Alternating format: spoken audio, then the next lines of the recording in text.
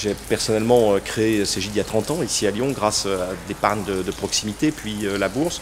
Aujourd'hui on se rend compte que ces outils qui existaient il y a quelques années ont plus de difficultés à survivre.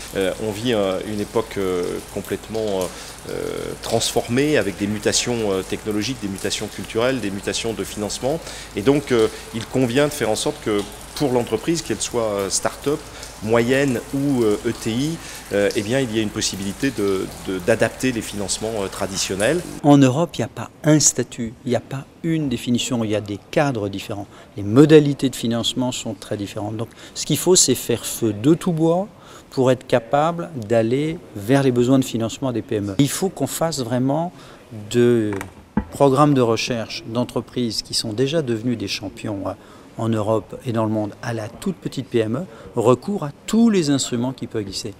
Il n'y a pas, à l'heure actuelle, je dirais, de limite ou de saturation du marché. Il faut avoir aujourd'hui un tissu bancaire, un tissu qui apporte de l'argent frais, de toute nature, qui soit adapté à cette diversité et adapté au territoire.